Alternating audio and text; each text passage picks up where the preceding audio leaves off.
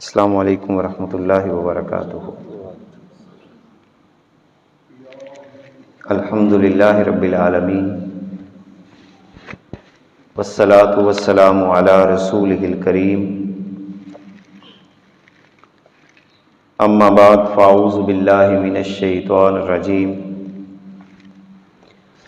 بسم اللہ الرحمن الرحیم۔ قال اللہ تعالی فی کلامہ المجید، والذین استجابوا لربہم واقاموا الصلاة وامرهم شورى بینہم ومما رزقناہم ينفقون۔ صدق اللہ العظیم وبلغنا رسولہ النبی الکریم الرؤوف الرحیم۔ ان اللہ وملائکتہ یصلون علی النبی یا ایہا الذین آمنوا صلوا علیہ وسلموا تسلیما۔ اللہم صلی علی سیدنا وحبیبنا محمد وبارک وسلم وصلی علیہ۔ الصلاۃ والسلام علیک یا رسول اللہ، الصلاۃ والسلام علیک یا حبیب اللہ، وعلی آلک واصحابک یا رحمۃ للعالمین۔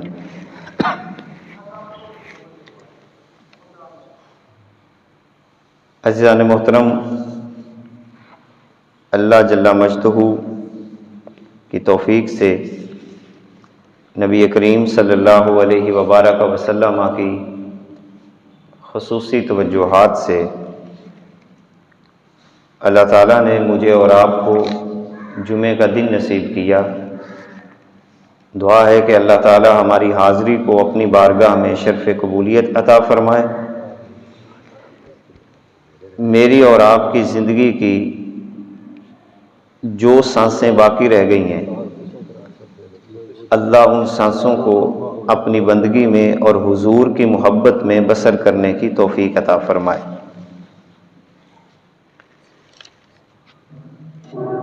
آج کی ہماری گفتگو کا عنوان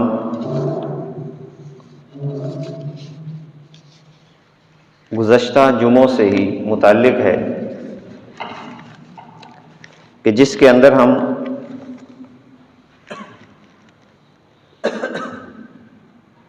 امیر کی خصوصیات، امیر اور عوام کا تعلق، اور اسی حوالے سے ہم نے گزشتہ جمعہ مبارک میں جو کسی بھی اسلامی اجتماعیت کی بنیادیں ہیں اس پر بیعت کے حوالے سے کچھ معلومات حاصل کرنے کی کوشش کی کہ بیعت ہوتی کیا ہے، اور بیعت ارشاد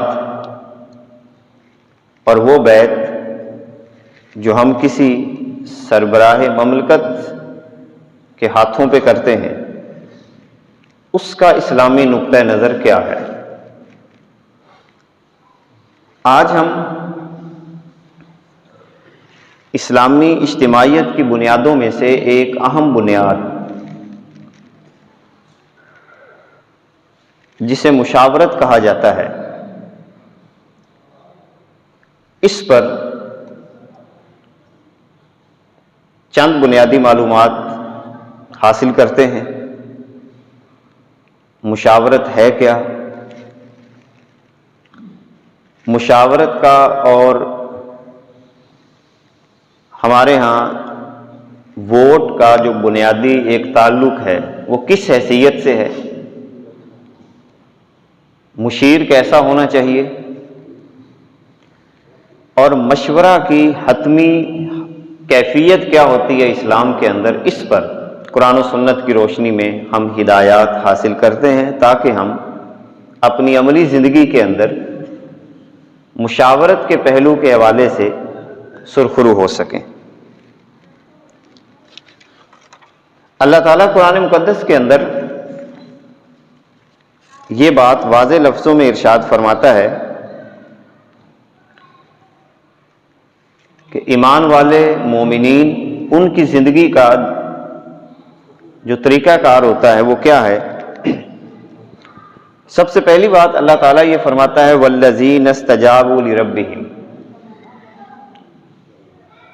کہ مومنین وہ ہوتے ہیں جو اپنے رب کے حکموں کے سامنے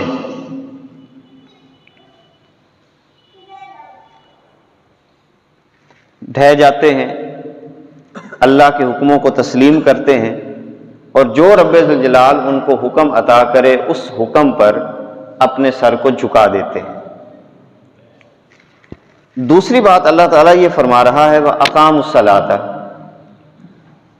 نماز کو قائم رکھیں، اور تیسری بات فرمائی وَأَمْرُهُمْ شُورَىٰ بَيْنَهُمْ، اور ان کے باہمی معاملات جو ہوتے ہیں وہ مشاورت سے ہوتے ہیں، وَمِمَّا رَزَقْنَاهُمْ يُنْفِقُونَ، اور ہمارے دیے ہوئے رزق میں سے وہ خرچ کرتے ہیں۔ ان چار باتیں یہ سورہ شورا کے اندر آیت نمبر 38 اس کے اندر اللہ تعالیٰ نے یہ باتیں ارشاد فرمائیں۔ مشاورت جو ہے یہ شریعت اسلامیہ کا لازمی جزو ہے، یعنی مشاورت کے بغیر مسلمانوں کو آپس میں کسی پوائنٹ پہ اکٹھے کرنا یہ ممکن ہی نہیں ہے۔ اب اس کی سب سے پہلی ابتدا تو خود اللہ تعالیٰ نے کی ہے، فرشتوں سے خود مشورہ کیا اللہ تعالیٰ نے، حالانکہ وہ مشورہ لینے کا پابند نہیں ہے۔ نبی کریم صلی اللہ علیہ وبارک وسلم کی حیات طیبہ سے یہ بات واضح طور پر ثابت ہوتی ہے کہ آپ صلی اللہ علیہ وسلم نے زندگی کا کوئی ایسا معاملہ جس کا تعلق اجتماعیت کے ساتھ ہے اس کے اندر مشاورت کو اختیار نہ کیا ہو۔ یہی وجہ ہے کہ مشاورت کے حوالے سے یہ بات ذہن میں رہے کہ اصل میں مشاورت کا تعلق ہوتا ہے کسی بھی معاملے کے اندر اس فن کے ماہرین اور جو لوگ ہمدردانہ کیفیت رکھتے ہوں معاشرے کے ساتھ، مخلص ہوں، ہمدرد ہوں، اور اس فن کے ماہرین بھی ہوں، اس فن کے ماہرین سے کسی معاملہ کے اندر مشورہ کرنا اور پھر اس کے بعد اللہ تعالیٰ کی ذات پر اعتماد کرتے ہوئے اس صورتحال کو اختیار کر لینا، اس عمل کا نام مشاورت ہے۔ یہ بات ذہن میں رہے کہ اگر آپ کسی بھی معاشرے کو کامیاب بنانا چاہتے ہیں، صالح بنانا چاہتے ہیں اور پرامن زندگی کے ساتھ آگے بڑھنا چاہتے ہیں کہ فساد نہ پیدا ہو، تو نبی کریم صلی اللہ علیہ وبارک وسلم نے واضح لفظوں میں ارشاد فرمایا ما شکا عبد بمشورۃ وما سعید باستغناء رأی، کہ کوئی بھی انسان مشورہ سے کبھی ناکام اور نامراد نہیں ہوتا۔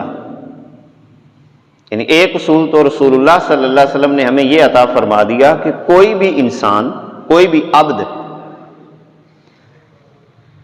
مشورہ اگر کرتا ہے تو وہ کبھی ناکام اور نامراد نہیں ہوگا۔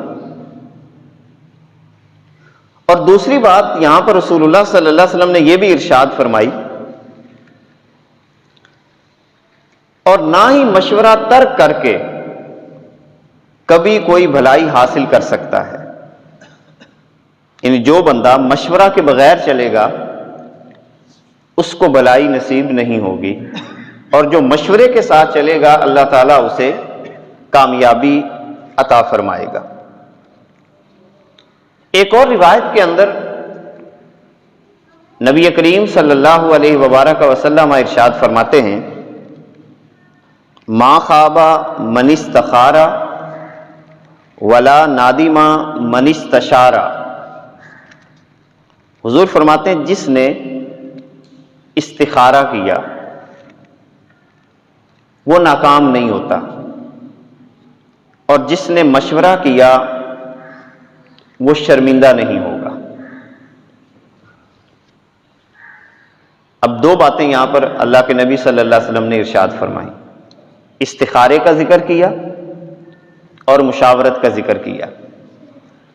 استخارہ کیا ہوتا ہے؟ استخارہ کا جو معنی ہے وہ ہے اللہ تعالیٰ کی ذات سے خیر کو طلب کرنا، یعنی جو کام آپ کرنے لگے ہیں اللہ تعالیٰ سے اس کی خیر مانگیں اور یہ بات کریں کہ اے میرے پیارے اللہ، جو کام میں یہ نیکی کا کرنا چاہ رہا ہوں، اگر میرے لیے دنیا اور آخرت کے اندر اس کی بھلائی رکھی ہے تو مجھے اس پہ قدرت دے دے، مجھے اس پہ طاقت دے دے، اور اگر میرے لیے اس کام کے اندر دنیا اور آخرت کی بھلائی نہیں ہے تو مجھے اس پہ قدرت اور اختیار نہ دے۔ اس کو استخارہ کہا جاتا ہے۔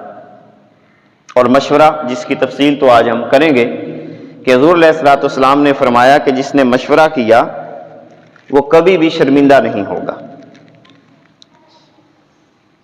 ایک تیسری روایت بھی ملتی ہے مشورہ کے حوالے سے، المشورۃ حصن من الندامہ وامن من الملامہ۔ مشورہ شرمندگی سے بچاؤ کا قلعہ ہے، یعنی کہ جو کہ بندہ ایک مشورہ کر لیتا ہے کسی بھی کام کے اندر تو گویا کہ اس نے اپنے گرد ایک مضبوط دیوار کو قائم کر لیا کہ جس کی وجہ سے اسے کسی شرمندگی کا سامنا نہیں کرنا پڑے گا۔ اور حضور نے فرمایا کہ جو بندہ مشورہ کرتا ہے وہ ملامت سے بھی محفوظ رہتا ہے۔ مشورہ کر کے آگے بڑھنا، مشورہ کر کے کام کرنا۔ اب اس کی حکمت کیا ہے؟ حکمت یہ ہے کہ جب انسان کوئی بھی کام کرنا چاہ رہا ہے، اگرچہ وہ اچھا ہی کیوں نہ ہو،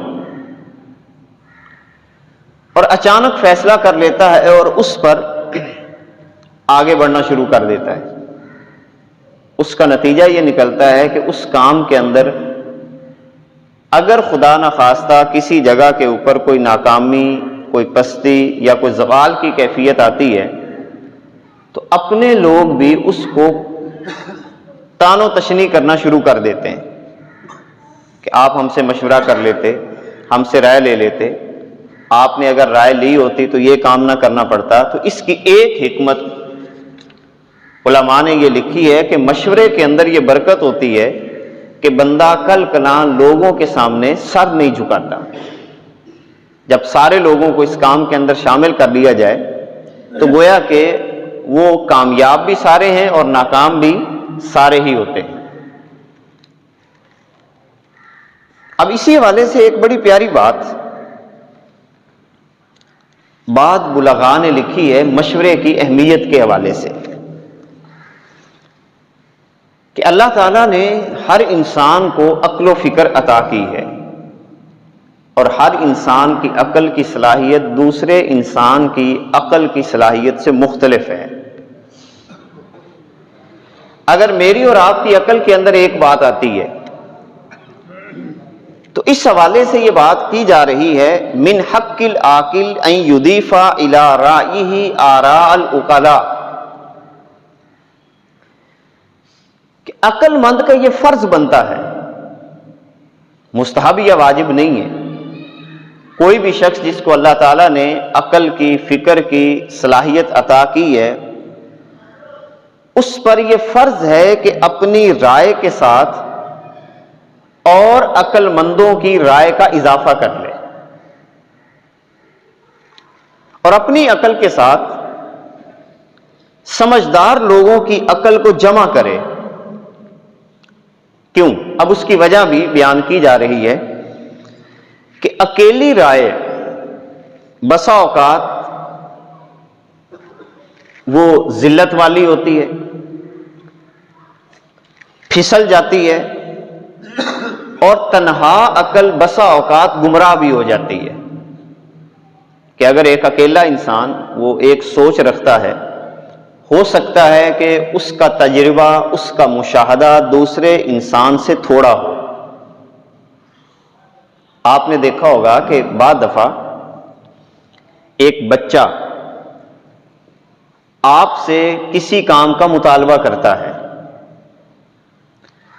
اور وہ کام اس بچے کو اچھا لگ رہا ہوتا ہے، مگر جب وہ آپ سے مشورہ کرتا ہے تو آپ کیا کہتے ہیں کہ بیٹا یہ کام نہ کرو۔ دوسرے سے مشورہ کرتا ہے، وہ بھی کہتا ہے نہ کرو۔ اب اس کی وجہ کیا تھی کہ جو عمر میں بڑا ہے اس کا تجربہ اس معاملے میں زیادہ تھا، اس بنیاد پر اس نے کیا کیا، اس کام سے اس کو روک دیا۔ یہی وجہ ہے کہ تمام لوگوں کی عقل چونکہ برابر نہیں ہے، اور اکیلے انسان کی عقل خطا بھی کر سکتی ہے، غلطی بھی کر سکتی ہے، پھسل بھی سکتی ہے، لہذا جو اس نے اپنے ذہن کے اندر ایک رائے قائم کی ہے، اس کو چاہیے کہ اس رائے کے اوپر اور سمجھدار لوگوں سے مشورہ کر لیں۔ اس کے اوپر ہم بعد میں بات کرتے ہیں کہ رائے لینی کس سے ہے، اس کے اوپر بھی باقاعدہ شریعت اسلامیہ نے ہماری رہنمائی کی ہے۔ ایک اور بات، حضرت علی رضی اللہ تعالیٰ عنہ کا قول بھی اس حوالے سے بڑا خوبصورت ملتا ہے۔ آپ فرماتے ہیں الاستشارۃ عین الہدایۃ وقد خاطر من استغنی برأیہ۔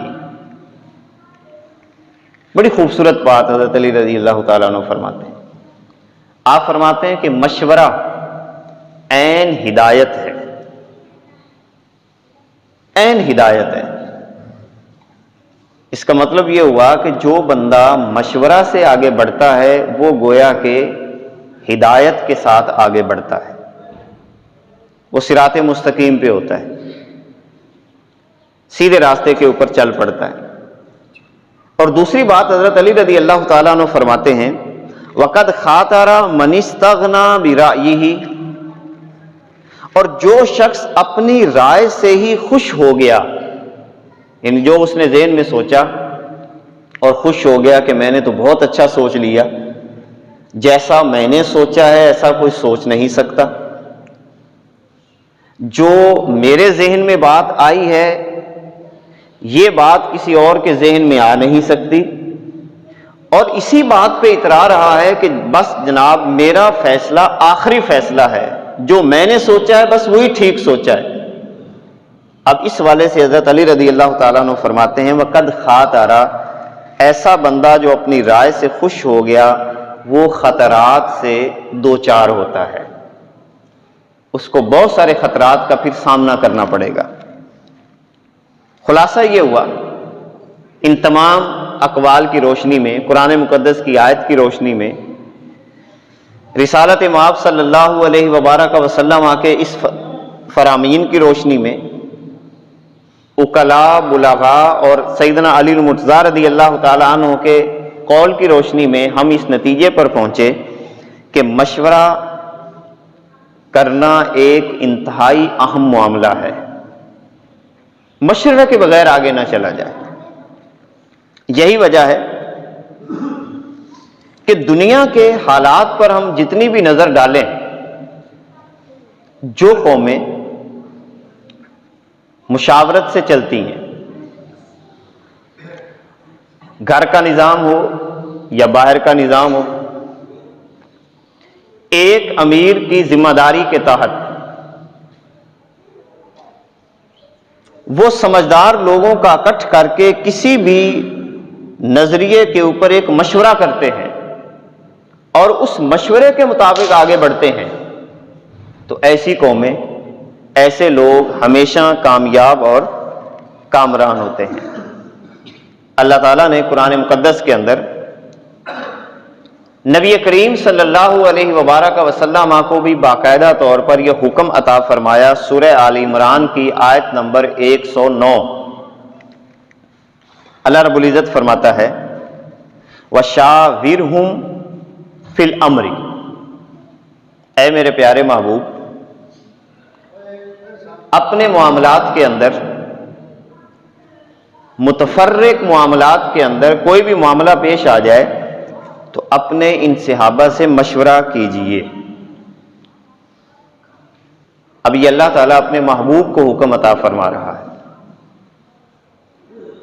کہ جن کے بارے میں ہمارا عقیدہ بھی یہ ہے کہ اللہ کے بعد سب سے عظیم،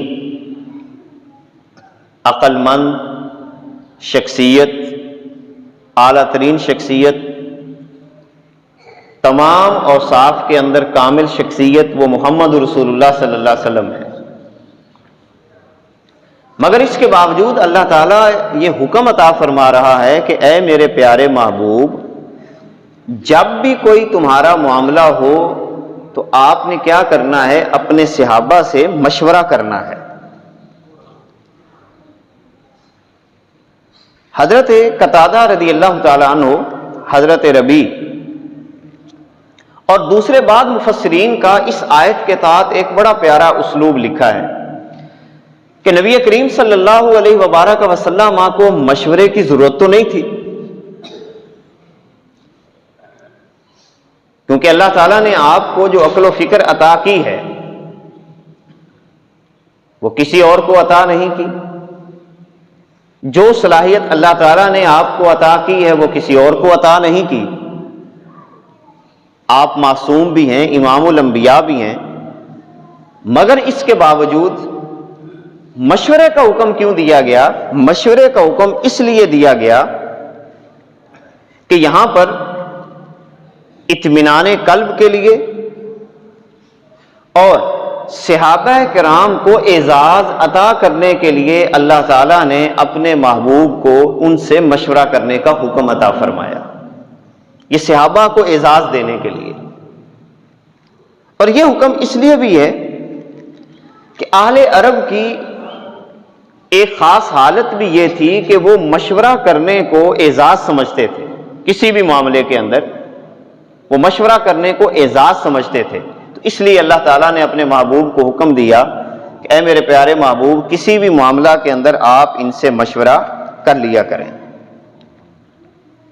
اب اس حوالے سے امام قرطبی وہ یہ لکھتے ہیں کہ اللہ تعالیٰ نے حضور علیہ الصلوۃ والسلام کو جو مشورہ کرنے کا حکم عطا فرمایا ہے، اس کا امت کو کیا فائدہ ہے؟ فرمایا اما ان اللہ ورسولہ لغنی عنہا، اللہ اور اس کا رسول مشورے سے بے نیاز ہیں، یعنی اگر وہ کسی سے مشورہ نہیں بھی کرتے تو کوئی ضرورت نہیں ہے اللہ تعالیٰ کسی سے مشورہ کرے یا رسول اللہ صلی اللہ علیہ وسلم کسی سے مشورہ کریں۔ وَلَكِنْ جَعَلَهَا اللَّهُ تَعَالَى رَحْمَةً لِأُمَّتِي، مگر اللہ تعالیٰ نے مشورہ کو اس لیے قائم رکھا اور خود بھی مشورہ کیا اور حضور علیہ الصلوۃ والسلام کو مشورہ کرنے کا حکم دیا، یہ حضور کی امت کے لیے رحمت بنایا گیا، یعنی مشورہ کو حضور علیہ الصلوۃ والسلام کی امت کے لیے رحمت بنایا گیا کہ کل کلاں کوئی بندہ کہیں اپنے آپ کو عقل کل نہ سمجھنے لگ جائے کہ بس میں ہی عقل کل ہوں۔ جب اللہ تعالیٰ اپنے معاملے میں مشورہ کر رہا ہے، رسول اللہ صلی اللہ علیہ وسلم اپنے معاملے میں مشورہ کر رہے ہیں، تو ایک عام انسان کو بھی چاہیے کہ اپنی رائے کو حتمی رائے نہ سمجھے جب تک کہ مختلف عقل مندوں سے مشورہ نہ کر لے، تاکہ معاملہ آسانی کے ساتھ آگے بڑھ سکے۔ حضرت ابو ہریرہ رضی اللہ تعالی عنہ، آپ ایک جگہ پہ ارشاد فرماتے ہیں کہ رسول کریم صلی اللہ علیہ وبارک وسلم سے زیادہ ہم نے کسی شخص کو مشورہ کرتے ہوئے نہیں پایا، یعنی ہم صحابہ کے اندر بھی اب ذرا اندازہ لگائیں کہ حضور علیہ الصلوۃ والسلام ہر معاملے میں مشورہ کیا کرتے تھے، ہر معاملے کے اندر مشورہ کیا کرتے تھے، چھوٹا سا کوئی بھی معاملہ ہوتا اس میں مشاورت کیا کرتے، صحابہ کو اکٹھا کر لیتے، مشورہ کرتے کہ یہ کام کروں یا نہ کروں۔ اب ایک ذرا میں بہت سارے حوالے ہیں، جیسے بدر کی لڑائی سے جب فارغ ہوئے تو آپ صلی اللہ علیہ وسلم نے قیدیوں کے بارے میں مشورہ کیا، غزوہ احد کے بارے میں صحابہ کرام سے مشورہ کیا جا رہا ہے، غزوہ احزاب کے موقع پر نبی کریم صلی اللہ علیہ وبارک وسلم مشورہ کر رہے ہیں، اسی طرح غزوہ خندق کے موقع پر باقاعدہ طور پر مشورہ ہوا اور حضرت سلمان فارسی رضی اللہ تعالی عنہ آپ کے مشورے کو اہمیت دی گئی۔ حتیٰ کہ صلح حدیبیہ کے موقع پر آپ حیران ہوں گے کہ جب نبی کریم صلی اللہ علیہ وبارک وسلم نے صحابہ کرام کو احرام اتارنے کا حکم دیا کہ آپ احرام اتار دیں، تو صحابہ کرام ابھی تذبذب کا شکار تھے، تو کائنات کے آقا صلی اللہ علیہ وبارک وسلم اپنے حجرے میں تشریف لے گئے اور اپنی زوجہ محترمہ سے مشورہ کیا کہ اب میں کیا کروں۔ اب ذرا اندازہ لگائیں، کیا حضور علیہ الصلوۃ والسلام وہاں پہ باقاعدہ سٹینڈ نہیں لے سکتے تھے کہ تم کیوں نہیں اتار رہے؟ کیونکہ صحابہ کرام کی خواہش یہ تھی کہ ہم جنگ لڑیں، ہم آگے جائیں، مکہ والوں سے جنگ لڑیں، ہم احرام پہن کے آئے ہیں۔ تو آپ کی زوجہ محترمہ نے حضور علیہ الصلوۃ والسلام کو یہ مشورہ دیا کہ آپ ان کو حکم نہ دیں۔ یہ دیکھیں مشورہ لیا جا رہا ہے، اور کس سے لیا جا رہا ہے؟ اپنی بیوی سے، کہ وہ آگے عرض کرتی ہیں حضور آپ احرام کیا کریں کہ ان کو حکم نہ دیں، ان کے سامنے تشریف لے جائیں، صحابہ کے سامنے، اور یوں کریں کہ ان کے سامنے اپنا احرام اتاریں اور اپنے جانور کو ذبح کریں۔ یہ کہنے سے اب نہیں مانیں گے، جیسے آپ کو دیکھیں گے ویسے کرتے چلے جائیں گے۔ حضور علیہ الصلوۃ والسلام نے اپنی زوجہ محترمہ کے مشورے کے مطابق کام کیا تو تمام صحابہ نے احرام اتار دیے۔ اب ذرا اندازہ لگائیں کہ مشاورت کی اہمیت کتنی ہے۔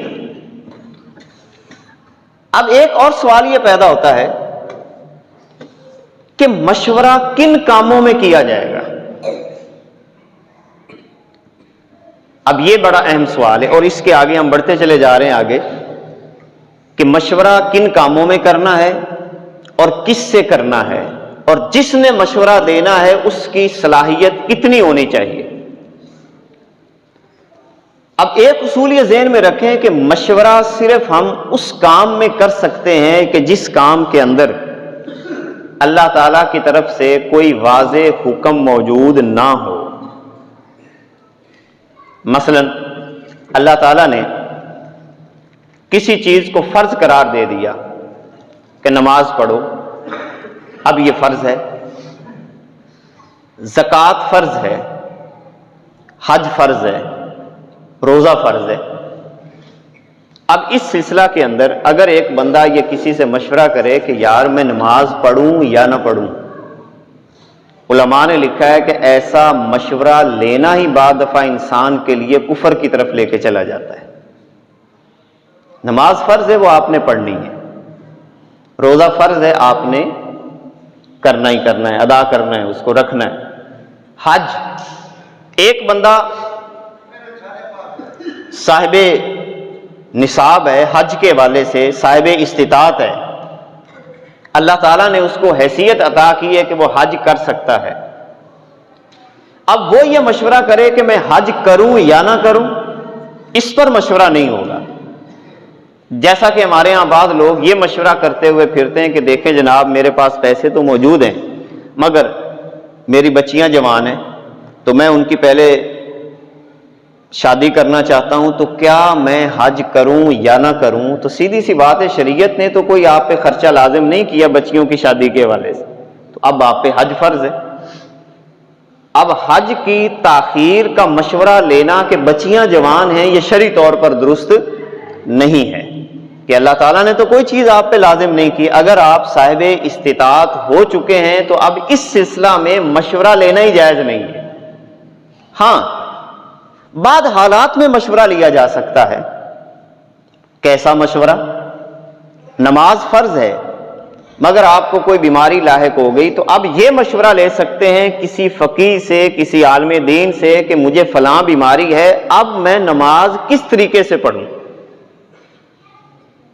حج کی ادائیگی کا مسئلہ ہے، روزے کا مسئلہ ہے، روزے کو پورا کرنے کے لیے مشورہ لیا جا سکتا ہے کہ میری حالت یہ ہے کہ کیا میں روزہ رکھوں یا نہ رکھوں، حالت کے مطابق۔ اب یہ گویا کہ بات واضح ہوئی کہ جس سلسلہ میں اللہ کا کوئی حکم واضح آ جائے، نبی کریم صلی اللہ علیہ وبارک وسلم کا حکم واضح آ جائے، تو ایسے معاملات کے اندر مشورہ لینا جائز نہیں ہے۔ مثلا منفی کے اندر اگر اس کی مثالیں لی جائیں تو ایک بندہ بدکاری کرتا ہے اور کسی سے مشورہ کرتا پھرے کہ کیا میں بدکاری چھوڑ دوں یا نہ چھوڑوں، شراب پیتا ہے تو مشورہ کرتا پھرے کہ میں شراب پیوں یا نہ پیوں، ایک شخص چوری کرتا ہے یا ڈاکہ زنی کرتا ہے تو وہ مشورہ لیتا پھرے کہ میں کروں یا نہ کروں۔ جو چیز اللہ تعالیٰ نے حرام قرار دے دی ہے، اب اس سلسلہ میں مشورہ لیتے پھرنا یہ تو کوئی مشورہ ہی نہیں ہے۔ بہت سارے لوگ اس حوالے سے بھی مشورہ لینے آ جاتے ہیں کہ فلاں معاملہ ہو گیا ہے۔ کچھ تو شرعی امور ایسے ہیں کہ جہاں پر اضطراری حالت میں مشورہ دیا جا سکتا ہے، مگر ایک واضح حرام چیز ہے، بھی سیدھی سی بات ہے، جس چیز کو اللہ تعالیٰ نے حرام قرار دے دیا ہے تو وہ حرام ہے آپ کے لیے، اس پر مشورہ کی کیا ضرورت ہے؟ سود حرام ہے، اس پہ مشورہ لینا کیسے درست ہو سکتا ہے کہ یہ سود ہے اور اس کے اوپر میں مشورہ لوں کہ پیسے لے لوں یا نہ لوں؟ تو حرام چیزوں کے اوپر بھی مشورہ لینا شرعی طور پر درست نہیں ہے۔ ہاں وہ معاملات جو معاشی معاملات ہوں، معاشرتی معاملات ہوں، سماجی معاملات ہوں، انفرادی معاملات ہوں، مملکت کے معاملات ہوں، اس سلسلہ میں مشورہ لیا جائے گا۔ اب اس سلسلہ میں اگلا سوال یہ کہ مشورہ کس سے لیا جائے؟ اس سلسلہ میں شریعت اسلامیہ یہ کہتی ہے، رسول کریم صلی اللہ علیہ وسلم کا فرمان اس میں موجود ہے،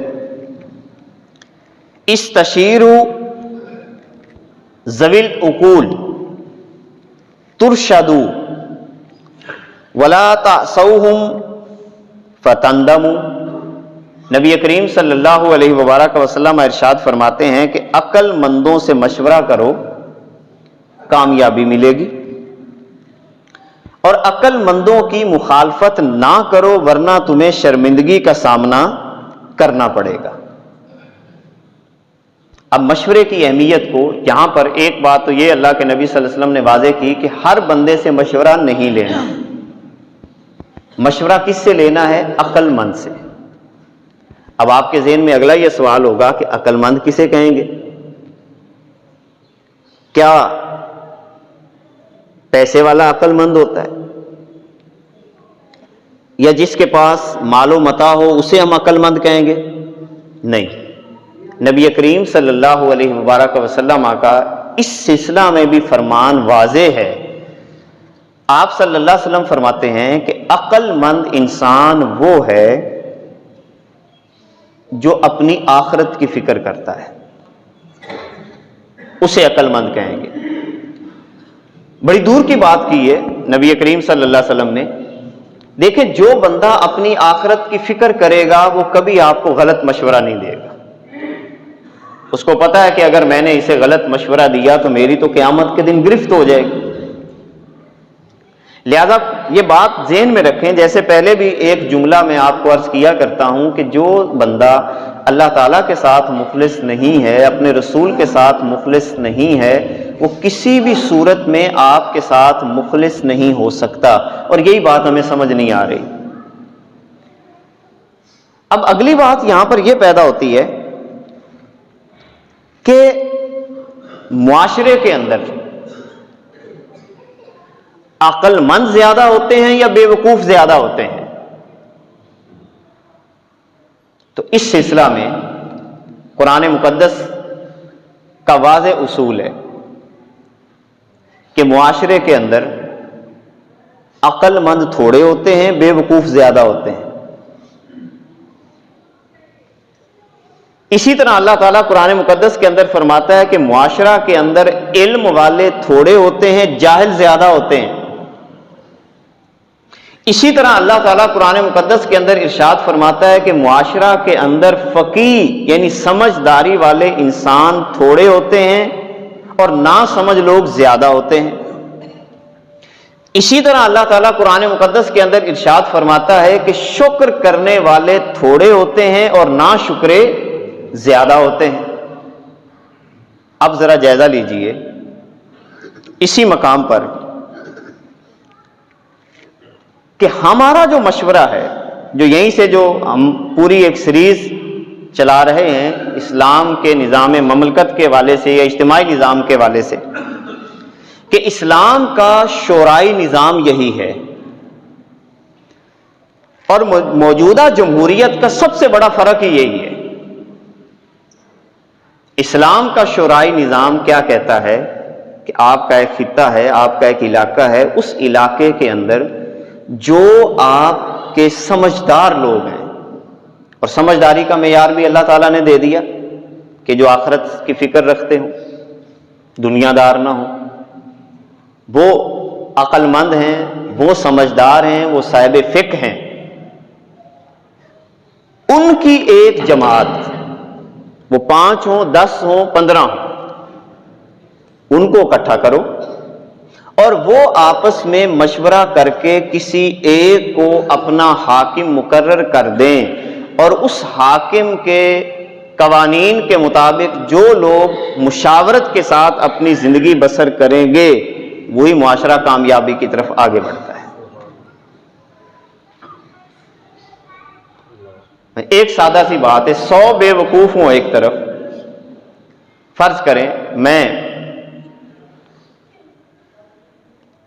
آپ سے ووٹ مانگتا ہوں، 100 بے وقوف ہیں اور ایک عقل مند ہے، ایک صاحب عقل ہے۔ اب اگر 100 بے وقوف مجھے ووٹ دیتے ہیں اور عقل مند کی بات کو ریجیکٹ کر دیا جاتا ہے، تو اب یہاں پر کیا نتیجہ نکلے گا؟ ہمارے یہاں تو اکثریت دیکھی جاتی ہے، کثرت کو دیکھا جاتا ہے، جبکہ شریعت اسلامیہ کا مزاج کثرت کا نہیں ہے، قلت کا ہے۔ اب اس اہم اصول کو ہمارے ذہنوں سے مسخ کر دیا گیا، باقاعدہ طور پر مسخ کر دیا گیا، اس اصول کو مسخ کر دیا گیا، اس نظام کو مسخ کر دیا گیا، اور ہم سارے کے سارے ڈھولوں کی تھاپ پر اکثریت کا ہمارا جو ووٹنگ سسٹم وہ اسی بنیاد پر قائم ہے، اور اپنی اپنی مرضی کے مطابق اپنی زندگی بسر کر کے کون سا نظام دنیا کو دینا چاہ رہے ہیں۔ اب یہاں پر ذرا ذہن میں رکھیں، حضرت عبداللہ بن الحسن نے اپنے صاحبزادے محمد بن عبداللہ کو یہ نصیحت کی کہ جاہل سے مشورہ کرنے سے بچو، اگرچہ وہ خیر خواہ ہو۔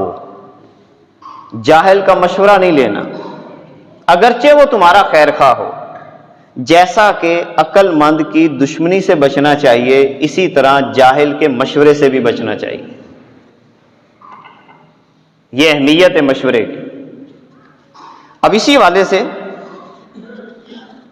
اسلام کا جو نظام شرعیت ہے، ماہرین، تجربہ کار، عقل مندوں کے مشورے سے فیصلہ صادر کیا جاتا ہے۔ اب ذرا اس پر ایک روایت سنیے، اور ہمارے آنکھیں کھولنے کے لیے اس سے بڑی روایت اور کوئی نہیں ہو سکتی۔ نبی کریم صلی اللہ علیہ وبارک وسلم کا انداز دیکھیں مشورے کی اہمیت کے حوالے سے، اور عقل مند کے مشورے کو اہمیت دینا۔ کائنات کے آقا صلی اللہ علیہ وسلم فرما رہے ہیں کن کو؟ سیدنا صدیق اکبر رضی اللہ تعالیٰ عنہ اور سیدنا فاروق اعظم رضی اللہ تعالیٰ عنہ کو۔ حضور کیا فرما رہے ہیں؟ مسند احمد کی یہ روایت ہے، حضور فرماتے ہیں لَوِ اجْتَمَعْتُمَا فِي مَشْوَرَةٍ مَا خَالَفْتُكُمَا۔ اللہ اکبر، جملوں پہ ذرا غور کریں۔ حضور فرماتے ہیں کہ اے میرے دونوں صحابہ شیخین، سیدنا صدیق اکبر اور سیدنا عمر فاروق رضی اللہ تعالیٰ عنہ، اگر کسی معاملہ میں تم دونوں کسی رائے پر متفق ہو جاتے ہو، تم دونوں کسی رائے پر متفق ہو جاتے ہو، تو میں تم دونوں کے خلاف کوئی کام نہیں کروں گا۔ اندازہ لگائیں. اب حضور علیہ الصلوۃ والسلام تو کسی کے تابع نہیں ہے نا، مگر یہ بتایا ہے امت کو کہ اگر میں کسی صلاحیت والا بندہ، یہ صرف اشارہ ہے اس بات کی طرف کہ اگر باصلاحیت بندے دو بھی ہوں اور میں محمد عربی صلی اللہ علیہ وبارک وسلم اس بات کا اعلان کر رہا ہوں کہ اگر میرے سامنے دو باصلاحیت بندے سیدنا عمر فاروق رضی اللہ تعالیٰ عنہ، سیدنا صدیق اکبر رضی اللہ تعالیٰ عنہ، کسی رائے پہ یہ دو بندے متفق ہو جاتے ہیں تو میں بھی ان کی مخالفت نہیں کروں گا. یہ ہے اسلام کا نظام شرعیت. اور ہم اسی اندھیرے میں ڈیموکریٹک اور جمہوریت کا جو نام نہاد جمہوریت کے اندھیرے میں اپنی نسلوں کو تباہ کر رہے ہیں. لڑائیاں، جھگڑے، فتنے، فسادات، چند دن کی واہ واہ اور بلے بلے اور نسلیں ساری تباہ. نہ فکری صلاحیت، نہ عملی صلاحیت. کیا دیا ہمیں؟ نہ ہمارا نظام زراعت مضبوط، نہ ہمارا نظام سیاست مضبوط. کیا مضبوط کیا ہم نے؟ اور انشاءاللہ تعالیٰ اس کے اوپر بھی میں آگے بڑھاؤں گا کہ اس کے پیچھے والی تفصیل کیا ہے. جاگیردارانہ نظام اور سرمایہ دارانہ نظام کو، جس کو فیوڈلزم کہتے ہیں، کس انداز کے ساتھ ہمارے علاقوں کے اندر اس کو پروموٹ کیا گیا اور ہماری پوری کی پوری نسلوں کو برباد کیا گیا. اب اس سلسلہ میں ایک بڑی اہم بات کہ مشورہ کے لیے جس بندے کو آپ نے منتخب کرنا ہے اس بندے کا انتخاب کرو جس سے مشورہ لینا ہے جو متقی اور دیندار ہو. جو متقی نہیں ہے اس سے جتنا مرضی وہ لینڈ لارڈ ہو اس سے کبھی مشورہ نہ کرے، کیونکہ جو متقی ہوگا نا اس کو اپنا بھی ڈر ہوگا کہ اگر میں نے اس کو غلط مشورہ دیا تو قیامت کے دن میری گرفت ہو جائے گی. ورنہ ہوگا کیا؟ اگر آپ نے کسی ایسے بندے سے مشورہ لیا جو آپ کا ذہنی مخالف ہے تو ممکن ہے وہ آپ کو ایسا مشورہ دے کہ جس سے آپ کو نقصان پہنچنے والا. اسی طرح جذباتی انسان سے کبھی مشورہ نہ لیں جو تھوڑی تھوڑی بات پہ الجھ پڑتا ہے، تھوڑی تھوڑی بات پہ الجھ پڑتا ہے، جس کے جذبات ہر وقت کیفیت میں رہتے ہوں. شریعت اسلامیہ کا اصول یہ ہے کہ اس سے کبھی مشورہ نہیں لینا. اب اس کی مثال بھی میں آپ کو دیتا ہوں. سیدنا عمر فاروق رضی اللہ تعالیٰ عنہ جب آغاز تھا تو جذباتی تھے.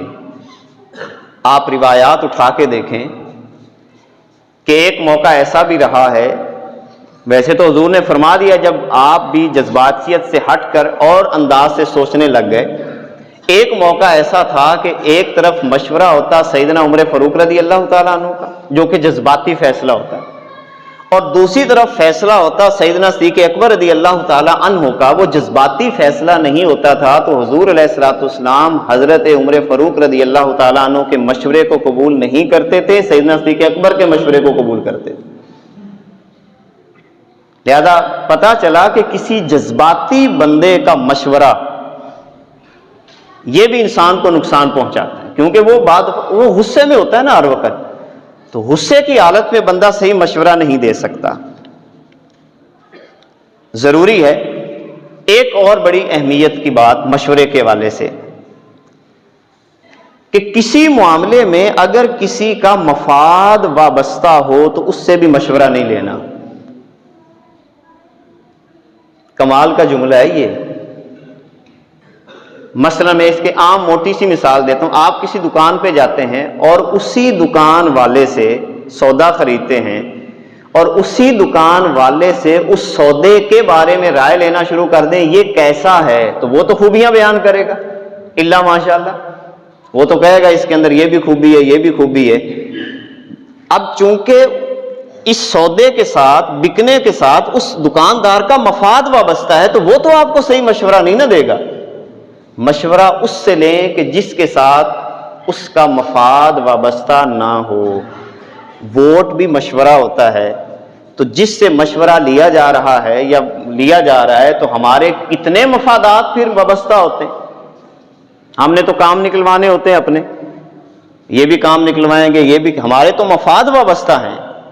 مشورہ اس سے لیا جائے جو اللہ اور اس کے رسول کی خاطر مشورہ دیتا ہے، جس کا اپنا ذاتی کوئی مفاد کسی چیز کے ساتھ نہ ہو۔ اب آخری بات اس سلسلہ میں کہ مشیر کے بھی کچھ فرائض ہیں کہ جس معاملہ میں اس سے مشورہ کیا جا رہا ہے کیا اس معاملہ میں اسے مکمل بصیرت حاصل ہے؟ مثلا میں ایک چیز کا اہل ہی نہیں ہوں، میں ڈاکٹر نہیں ہوں، اور مجھ سے کوئی ڈاکٹری کے بارے میں مشورہ کرنا، یہ فلاں بیماری ہے مجھے مشورہ دو، تو میں تو مشورہ نہیں دے سکتا۔ آپ مجھ سے سوال کر سکتے ہیں، وہ اپنی بساط کے مطابق میں فقہ کے بارے میں، کوئی قرآن کے بارے میں آپ کو جواب دے دوں گا۔ ایک بندے نے بلڈنگ بنانی ہے اور وہ مشورہ مجھ سے کرنا شروع کر دے، میں تو کوئی بلڈنگ کا ماہر نہیں ہوں، وہ کسی انجینئر سے مشورہ کرے گا۔ علی ھذا القیاس مشورہ اس سے کیا جائے، اور مشیر کو بھی چاہیے کہ اگر اس میں صلاحیت ہے تو مشورہ دے، اگر صلاحیت نہیں ہے تو کہہ دے جناب میں اس بارے میں نہیں جانتا۔ لیکن ہمارے ہاں ماحول یہ ہے کہ ہر بندہ مفتی بھی ہے، ہر بندہ انجینئر بھی ہے، ہر بندہ ڈاکٹر بھی ہے، ہر بندہ وکیل بھی ہے، ہر بندہ جج بھی ہے۔ جو دنیا جہان کا مشورہ چار بندے بیٹھے ہونا لیں، آپ کو سارے کے سارے مفکرین مل جائیں گے، کوئی یہ نہیں کہے گا یار اس بارے میں نہیں جانتا۔ اصول یہ ہے کہ مشیر کو چاہیے کہ اگر اس کے اندر صلاحیت ہے تو مشورہ دے، ورنہ نہ دے۔ اور یہاں پر سادہ سی بات میں آپ سے ایک چھوٹا سا سوال ذہن کے اوپر چھوڑوں گا کہ سیاست جو اس وقت ہم چل رہے ہیں اس کے بارے میں ہم لوگ کتنا جانتے ہیں؟ اس کی تاریخ کے بارے میں ہمیں جب پتہ ہی نہیں ہے تو ہم آگے کس حیثیت سے بڑھ رہے؟ تاریخ کا پتہ نہیں، اس سسٹم کا پتہ نہیں ہے، سسٹم چلتا کیسے ہے، جب پتہ ہی نہیں تو آگے کیسے بڑھ رہے؟ اسی طرح مشورہ غور و فکر کے ساتھ دیا جائے، جلد بازی میں نہیں۔ ایک بندہ اگر آپ سے مشورہ لیتا ہے تو ذہن میں کوئی بات نہیں آ رہی تو ٹائم لیں، وقت لیں، تاکہ اس کے اوپر آپ سوچ سکیں۔ اب اس سلسلہ میں بھی حضور کی ایک روایت ہے، میرے کریم آقا فرماتے ہیں من استشار اخاہ فاشارہ علیہ بامرہ وہو یری الرشد غیر ذلک فقد خانہ۔ جس نے اپنے بھائی سے مشورہ لیا اور اس نے اسے کوئی ایسا مشورہ دیا کہ جس کے علاوہ میں وہ سمجھتا تھا یار بات تو مجھے یہ بتانی چاہیے تھی لیکن میں یہ بتا رہا ہوں، تو گویا کہ حضور فرماتے ہیں کہ اس نے اپنے بھائی سے خیانت کی۔ مشورہ دینے والے کی یہ بھی ذمہ داری ہے کہ مشورے کو راز میں رکھے، لوگوں کے سامنے نہ بیان کرتا پھرے کہ اس نے مجھ سے یہ مشورہ لیا تھا اور میں نے پھر اس کو یہ بتایا، یہ بھی خیانت ہے۔ اور یہ بھی ہمارے ہاں عموماً ہوتا ہے کہ ہم جب فلاں میرے کو آیا ایسے میں پھر انہوں مشورہ دیتا، ایسے بھی نہیں کرنا۔ اسی طرح مشیر کا کام صرف مشورہ دینا ہے، یہ بھی ہمارے یہاں ایک عجیب رواج ہے۔ آپ سے کوئی اگر مجھ سے آپ سے کوئی مشورہ لیتا ہے تو صرف مشورہ دیں، اپنی رائے اس پہ نافذ کرنے کی کوشش نہ کریں۔ اور بعد میں ہم بعض دفعہ ناراض بھی ہو جاتے ہیں، لوگ پھر میرے کو مشورہ کیوں لیا؟ صرف مشورے کا مطلب ہی یہی ہوتا ہے۔ اور اس سلسلہ میں روایت پیش کر کے میں اپنی گفتگو کو ختم کرتا ہوں۔ حضرت بریرہ نامی ایک صحابیہ ہیں،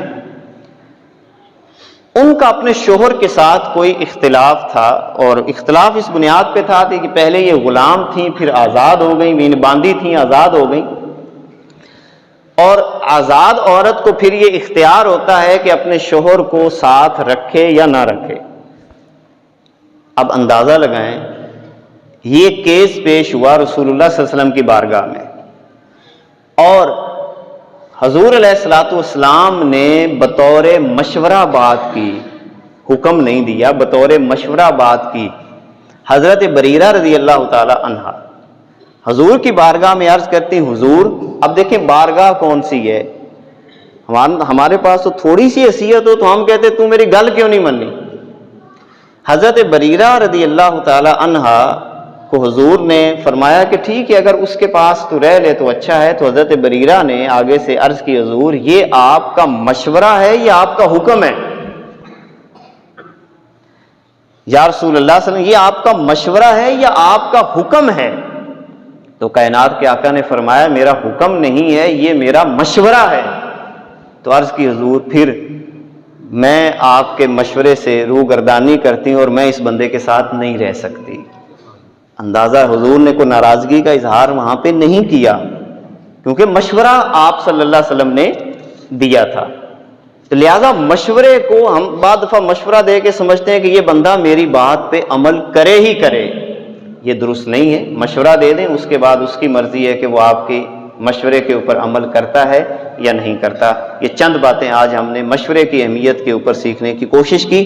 اللہ تعالی ہمیں شرح صدر عطا فرمائے اور مشاورت کے ساتھ زندگی کے معاملات کو بسر کرنے کی توفیق عطا فرمائے۔